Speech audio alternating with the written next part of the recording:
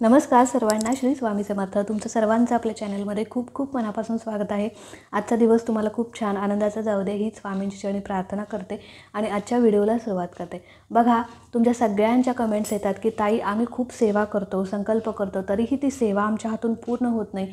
सेवा करत असताना खूप कंटाळा येतो, जांभई येते किंवा मनात नको ते विचार येतात आणि इच्छा असूनसुद्धा बघा एखाद्या वेळेस काय होतं की आपण खूप आपली एक अशी इच्छा असते की ती इच्छा पूर्ण व्हावी असं आपल्याला वाटत असतं आणि आपण महाराजांच्या समोर साकडं घालतो, महाराजांना विनंती करतो आणि तसा संकल्प देखील करतो की मी 108 पारायण करणार आहे, मी 11 गुरुवार करणार आहे, मी 51 पारायण करणार आहे. तर असे बरेच संकल्प आपण करत असतो. जो जमेल आपल्याला तो आपण संकल्प करत असतो. पण संकल्प करताना आपल्याला चांगलं वाटतं, पण तो संकल्प केल्यानंतर सेवा करत असताना ती सेवा जी आहे ती आपल्या हातून पूर्ण होत नाही किंवा पूर्ण मध्ये मध्ये खंड पडतो किंवा अशा काही गोष्टी घडतात की ती सेवा आपल्या हातून घडतच नाही. अगदी काही कारण पण नसतं, पण सेवेला बसलं की ती सेवा करू न वाटणे किंवा कंटाळा येणे किंवा मध्येच सेवा सोडून देणे अशा गोष्टी घडत असतात. सेवा इतर वेळी आपण चांगले असतो, नॉर्मल असतो, पण सेवा करायला बसलं की झोप येते, जांभई येते, नको ते घाणेरडे मनात विचार येतात आणि असं वाटतं की आता सेवा करायलाच नको असं वाटतं. तर असं का होतं? संकल्प आपला पूर्ण का होत नाही किंवा आपल्या हातून सेवा का घडत नाही याचंच कारण आपण बघणार आहोत. बघा, बऱ्याच ताईंच्या कमेंट्स आल्या. कालच एका ताईंची कमेंट आली की ताई मी संकल्प केलेला आहे पण माझ्या हातून ती सेवा घडेना किंवा सेवा पूर्ण होईना अशी एका ताईंची कमेंट आली. तर बघा, त्याला बरेच कारणं आहेत. त्यातलं सगळ्यात महत्त्वाचं कारण म्हणजे तुमच्या घरातील नकारात्मकता.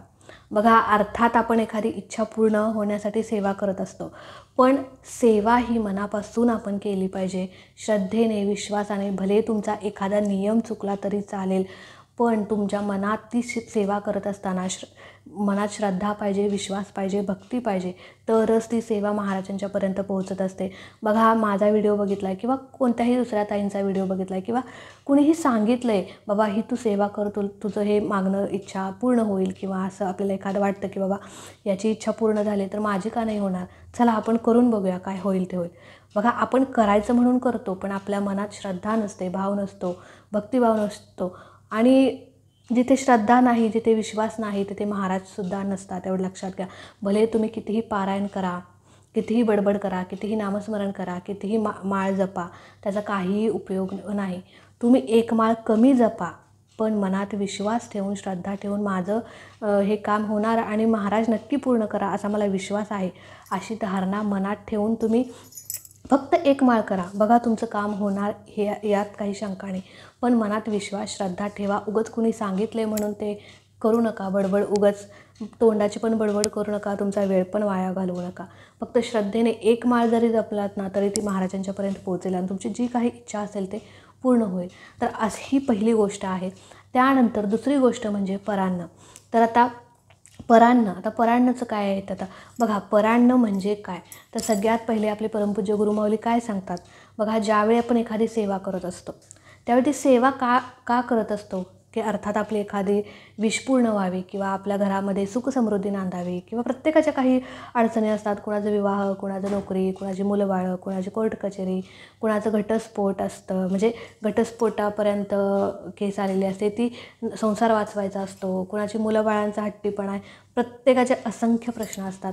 तर कुणाचं घर घ्यायचं असतं, असे बरेच प्रत्येकाच्या विष असतात. तर माझी विश पूर्ण व्हावी, माझी इच्छा पूर्ण व्हावी, आपण त्या सेवा करत असतो. तर अर्थात सेवा आपल्याला करायला लागतेच का? बघा, कुठेतरी आपले भोग आडवे येत असतात म्हणून. आता भोग अर्थात प्रत्येकाला वाटतं की मी तर सगळ्यांसंग चांगला वागतो, याच्याशी प्रत्येकाशी मी चांगला वागतो, सगळ्यांशी नीट वागतो, माझ्याच बाबतीत असं का होतं, माझ्याच बाबतीत ह्या अशा गोष्टी का घडतात, माझीच इच्छा पूर्ण स्वामी का करत नाहीत? तर बघा, कुठेतरी तुम्ही भले ह्या जन्मात चांगलं वागताय, सगळ्यांशी नीट वागताय, प्रेमाने वागताय, पण हे भोग जे आहेत ते आपले जन्मजन्मांतरीचे असतात. आपल्या मागच्या जन्मीचे, त्याच्या मागच्या जन्मीचे हे भोग जे आहेत ते आपल्याला या जन्मामध्ये भोगायला येत असतात आणि ज्या क्षणी आपले भोग संपतील त्या क्षणीच आपल्या इच्छा पूर्ण होत असतात. आपली सेवा जी असते ती महाराजांच्यापर्यंत पोहोचत असते. म्हणून आपल्या इच्छा पूर्ण व्हायला किंवा कोणतीही गोष्ट पूर्ण व्हायला, सेवा महाराजांच्यापर्यंत पोहोचायला आपले प्रारब्ध, आपले भोग आडवेत असतात आणि हे भोग संपवण्यासाठी, आपल्या आयुष्यातले दोष संपवण्यासाठी आपण सेवा करत असतो. पण सेवा करत असताना जर तुम्ही परांना घेत असाल आणि त्यातल्या त्यात जर संकल्पयुक्त सेवा करत असताना जर तुम्ही परांना घेत असाल तर ही पूर्णपणे चुकीची गोष्ट आहे. बघा, परमपूज्य गुरुमाऊलीसुद्धा हितगुजामध्ये सांगत असतात की तुम्ही एकदा त्यांचं हितगुज नक्की ऐका यूट्यूबला टाकून, की परान्न का वर्ज करावं संकल्पयुक्त सेवा करत असताना. आपण आपले दोष, आपले भोग संपवण्यासाठी ही सेवा करत असतो आणि ज्यावेळी आपण परान्न खातो त्यावेळी ती सेवा कुठेतरी आपली खंडित होते. म्हणजे तुम्ही दुसऱ्याचं ज्यावेळी घरचं अन्न खाता त्यावेळी त्यांच्या घरचे दोष, त्यांना जे काही दोष आहेत ते त्या अन्नातून तुमच्यापर्यंत येत असतात आणि ते तुम्हाला मिळत असतात. म्हणून आपले दोष, आपले भोग संपण्याऐवजी वाढत असतात. म्हणून आपण केलेली सेवा कुठेतरी कमी पडते आणि आपल्याला अनुभव यायला, प्रचिती यायला उशीर होतो. म्हणून ही गोष्ट सगळ्यात महत्त्वाची आहे की तुम्ही एखादी सेवा करताय ना तर तुमचे भोग, तुमचे दोष संपवण्यासाठी करताय तर ती सेवा पूर्ण करत असताना परान्न वर्ज करा. म्हणून ज्यावेळी जर तुम्हाला खरंच मनापासून सेवा करायची आहे, तुम्ही करताय, तर ते परान्न जे आहे ते वर्ज करा. कारण त्यांचे दोष, ज्याच्या घरातून तुम्ही अन्न खाताय त्याचे दोष तुम्हाला लागत असतात. ते दोष लागू नयेत म्हणून तुम्ही परान्न वर्ज करा. आता एखाद्या वेळेस परान्न खावंच लागलं तर काय करायचं? बघा, तुम्हाला खूपच गरज आहे, खूपच अडचण आहे आणि ते अन्न तुम्हाला खावंच लागणार आहे, तुम्ही कुठेतरी बाहेर गेलेलं आहे, तर तुम्ही 3 वेळा गायत्री मंत्र म्हणायचा आणि मगच ते परान्न खायचं. तर हे कधीतरी क्वचित ठीक आहे, पण रोज रोज असं चालणार नाही. आपण सेवा करतोय, आपण एखादी सेवा हातात घेतली आहे तर ती पूर्णपणे व्यवस्थितच केली पाहिजे. तर हे आहे दुसरं कारण. आता तिसरं कारण बघा, सेवा करत असताना सेवा करू न वाटणे, जांभई येणे किंवा म्हणजे आपली इच्छा असूनसुद्धा ती सेवा आपल्या हातातनं का घडत नाही, तर पितृदोष. बघा, आपण सेवा करत असतो आपल्या भगवंतापर्यंत, आपल्या देवापर्यंत पोहोचवण्यासाठी. बघा, आपले परमपूज्य गुरुमाऊली सांगतात की आपण इथे असतो आणि आपला देव एकीकडे असतो आणि आपल्यामध्ये आपले पितृ असतात.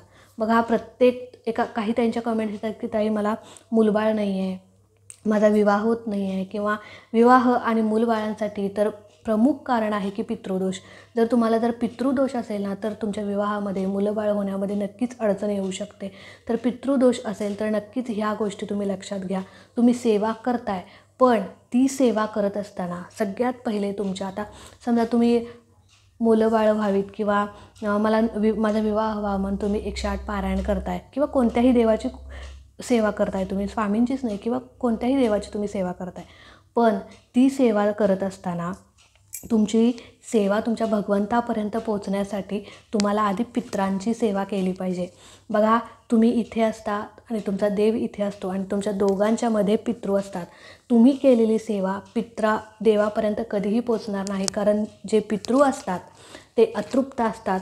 म्हणूनच आपल्याला तो पितृदोष लागत असतो, आपल्याला विवाहामध्ये अडथळे, त्यांच्या कुठेतरी इच्छा अपेक्षा अपूर्ण राहिलेल्या असतात, म्हणून त्या आपल्या इच्छा अपेक्षांच्या आडवे येत असतात, मध्ये येत असतात. म्हणून आधी त्यांची सेवा करा, ती पण सेवा करा, महाराजांची सेवा करा, तुमच्या देवाची सेवा करा, पण आधी पितरांना तृप्त करा आणि मग आपोआप आपले देव जे आहेत ते नक्कीच आपण जी काही सेवा करतो ती देवापर्यंत पोहोचते. म्हणून तुम्ही 108 पारायण करा, 11 गुरुवार करा, पण ती सेवा करत असताना तुम्ही पितरांची सुद्धा सेवा करा. रोज पितृसूक्त वाचा, दायक स्तोत्र जे आहे ते आपल्या नित्यसेवेच्या पुस्तकात, ती सेवा करा. तर अशा प्रकारे पितरांची जी काही सेवा आहे ती आधी करा आणि मग तुम्ही तुमची बाकीची सेवा करा. याने काय होईल, तुम्ही जी तुमच्या भगवंताची सेवा करताय ती नक्कीच देवापर्यंत पोहोचेल, तुमचे पितृ देखील तृप्त होतील आणि तुम्ही केलेली सेवा देखील पूर्ण तुमच्या देवापर्यंत पोहोचेल आणि तुमच्या इच्छा अपेक्षासुद्धा पूर्ण होतील. तर हे आहे तिसरं कारण. आणि सगळ्यात चौथं कारण आणि सगळ्यात महत्त्वाचं कारण म्हणजे की ज्यावेळी आपण सेवा करत असतो त्यावेळी झोप येणे, जांभई येणे किंवा सेवा करोवीशी वाटत नाही, किंवा सेवा करत असताना मनात नको ते घाणेरडे अश्लील विचार येणे. बघा, इतर वेळी आपण स्वयंपाक करतो, काम करतो, त्यावेळी विचार आपल्या मनात येत नाहीत, किंवा नको ते घाणेरडे विचार किंवा याचं त्याचं काही असं वेगळं आपल्याला आठवत नाही, किंवा कसलेच घाणेरडे नको ते विचार आपल्या मनात येत नाहीत, जांभई येत नाही, झोप येत नाही, आपण निवांत आपण नॉर्मल आपलं काम करत असतो. ज्यावेळी सेवा करायला बसू त्यावेळी आपल्या मनात हे सगळे विचार येतात, गोंधळ घालतात आणि मग आपली सेवा अशी भुरकन उडून जाते आणि सेवा करावीशी वाटत नाही. तर असं सेवा करायला बसल्यावरच का होतं? तर सगळ्यात महत्त्वाचं म्हणजे तुमच्या घरातील नकारात्मकता. तुमच्या घरामध्ये जर नकारात्मकता असेल, वाईट शक्तींचा वास तुमच्या घरामध्ये असेल, तर ती नकारात्मकता, ती निगेटिव्हिटी, ती वाईट शक्ती तुम्हाला तुमची सेवा करू देत नाही. बघा जर आणि ही वाईट शक्ती आपल्या घरामध्ये प्रवेश का करत असते हो? तर कुठेतरी आपली सेवा कमी पडत असते आणि ज्यावेळी ती वाईट शक्तीचा प्रभाव तुमच्यावर जास्त पडेल ना, त्यावेळी आपण तसंच वागू लागतो. म्हणून कितीही काही झालं ना, भले कितीही विचार मनात वाईट येऊ देत, कितीही गोंधळ घालू देत, तुम्ही त्यांच्याशी गप्पा मारू नका. तुम्हाला काय आहे, तुम्ही एकच टार्गेट ठेवायचं की मला ही सेवा पूर्ण करायची आहे, कंप्लीट करायची आहे. तुम्ही कितीही या, माझ्यासोबत बोला, त्या वाईट विचारांना सांगायचं की तुम्ही कितीही या, मनात या, बोला, मी तुमच्याशी गप्पा मारणार नाही, मी त्यांच्याशी गप्पा मारणार नाही, मी माझी सेवा पूर्ण करणार. मी माझी सेवा आणि माझे स्वामी एवढंच माझ्या डोक्यात आहे, ना की कोणतं मूल बाळ, संसार, प्रपंच, नवरा. आत्ता मला काहीही आठवणार नाही, फक्त माझी सेवा आणि मी, एवढंच तुम्ही टार्गेट ठेवायचं आणि ती सेवा कंप्लीट करायची. त्यातूनही जर तुम्हाला खूपच त्रास व्हायला लागला किंवा खूपच असं म्हणजे सेवा करू विषयी वाटत नसेल, तर एक तुम्हाला उपाय सांगते. तुम्ही जी सेवा करताय ना, मग तुम्ही पारायण करा, नामस्मरण करा, काहीही करताय ते मोठ्याने करा, जेणेकरून तुमचा आवाज तुम्हाला ऐकू येईल एवढ्या मोठ्याने तुम्ही करा. बघा, हा उपाय तुम्ही करून बघा. हा उपाय मी स्वतः केलेला आहे आणि या उपायाने किंवा या गोष्टीने माझी सेवा देखील पूर्ण झालेली आहे. ज्यावेळी आणि या उपायाने एक फायदा देखील होतो. बघा, आपल्या घरात जी निगेटिव्हिटी असते ना, ती निगेटिव्हिटी घालवण्याची सुद्धा काही आपल्या केंद्रामध्ये उपाय आहेत, सेवा आहेत. तर त्याच्यावरती मी नक्कीच व्हिडिओ करेल. तर बघा, आणि ऑलरेडी आपल्या त्याच्यावरती व्हिडिओ आहे, तुम्ही नक्की चेक करा. तुमच्या घरामध्ये जर असं होत असेल की सेवा करताना अशा गोष्टी घडत असतील किंवा उगाच तुमच्या घरामध्ये चिडचिड, दंगा, भांडण होत असतील, तर त्यावरती सुद्धा उपाय, सेवा आहेत. तुम्ही ते व्हिडिओ नक्की चेक करा. तर आता सेवा करत असताना उपाय कोणता करायचा? बघा, तुम्ही मोठ्याने जेवढे तुम्हाला तुमच्या स्वतःला ऐकू येईल तेवढं मोठ्याने नामस्मरण करा. श्री स्वामी समर्थ, श्री स्वामी समर्थ, श्री स्वामी समर्थ. किंवा तारक मंत्र जो आहे तो मोठ्याने म्हणा. निशंक होई रे म्हणा, निर्भय होई रे म्हणा, प्रचंड स्वामी बळपाठीशी नित्य आहे रे म्हणा. बघा, या 2 ओळीतच किती मोठी ताकद आहे. आणि या ज्या काही ओळी आहेत ना, त्या नुसत्या ओळी नाहीत, तर ही एक दिव्य शक्ती आहे. तारक मंत्र हा दिव्य म्हणतो ना, की आपण महाराजांनी आपल्याला दिव्य अनमोल ठेवा दिलेला आहे आणि याची ताकद फार फार फार मोठी आहे. त्यामुळे तुम्ही नामस्मरण करत असताना, पारायण करत असताना, अध्याय वाचत असताना, तारक मंत्र म्हणताना तुमच्या मनात घाणेरडे अश्लील विचार येत असतील, तर तुम्ही ते सेवा जी आहे ती मोठ्याने करा. मोठ्याने म्हणजे तुमचा जो आवाज आहे, त्या ओळी ज्या आहेत, त्या ओळीच्या ज्या लहरी आहेत, सात्विक तरंग आहेत, सात्विक लहरी आहेत, त्या तुमच्या घरामध्ये पसरल्या पाहिजेत. आणि त्या ज्यावेळी लहरी, ते तरंग, ती एक शक्ती आहे ना, ती ओळींमधली, ती शक्ती ज्यावेळी तुमच्या घरामध्ये पसरेल, त्यावेळी नक्कीच तुमच्या घरातील निगेटिव्हिटीसुद्धा आहे ती आपोआप बाहेर जाईल, यात काही शंका नाही. म्हणून सेवा करत असताना अशा गोष्टी जर तुमच्या घरामध्ये तुमच्यासोबत घडत असतील, तर हा उपाय तुम्ही नक्की करून बघा. तुमची सेवा खरंच पूर्ण होईल आणि तुमची सेवा कधी पूर्ण झाली हे सुद्धा तुम्हाला कळणार नाही. आणि घरातसुद्धा एक पॉझिटिव्ह एनर्जी निर्माण होईल आणि जी काही नकारात्मकता आहे, निगेटिव्हिटी आहे, तीसुद्धा कमी होईल. घरात एक पॉझिटिव्हिटी टिकून राहील, सात्विक लहरी तुमच्या घरामध्ये उमटतील, तरंग उमटतील, यात काही शंका नाही. तर हे आहे सगळ्यात महत्त्वाचं आणि 4थं कारण. तर बघा, ज्यावेळी आजचा व्हिडिओ मला हा करावासा का वाटला, की काही ताईंच्या कमेंट्स आल्या की ताई संकल्प तर करतो, सेवा तर करतो, पण ती सेवा आमच्या हातून पूर्ण होत नाही. तर याची ही काही प्रमुख कारणं आहेत, ज्या कारणांमुळे आपली सेवा पूर्ण होत नाही किंवा ती सेवा म्हणजे पूर्णत्वास जात नाही. तर सगळ्यात पहिले तुम्ही विश्वास आणि श्रद्धेने करा, उगाच कुणी सांगितले म्हणून करू नका. दुसरा म्हणजे पितृदोष, तिसरी म्हणजे परान्न आणि 4थं म्हणजे नकारात्मकता. या 4ही गोष्टींमुळे आपली सेवा कधीकधी पूर्णत्वास जात नाही किंवा पूर्ण होत नाही. तर ह्या 4ही गोष्टी लक्षात घेऊन जर आपण सेवा केली तर नक्कीच आपली सेवा पूर्ण देखील होईल आणि महाराजांच्यापर्यंत पोहोचेल देखील. तर आजचा व्हिडिओ इथेच एंड करते. आवडला असेल तर नक्कीच लाईक करा, शेअर करा. चॅनलवरती आपल्या नवीन असाल तर चॅनलला सबस्क्राईब नक्की करा. भेटूया अशाच एका नवीन व्हिडिओसोबत, नवीन सेवेसोबत. तोपर्यंत खुश राहा, आनंदी राहा आणि सगळ्यात महत्त्वाचं, स्वामींची सेवा करत राहा. श्री स्वामी समर्थ.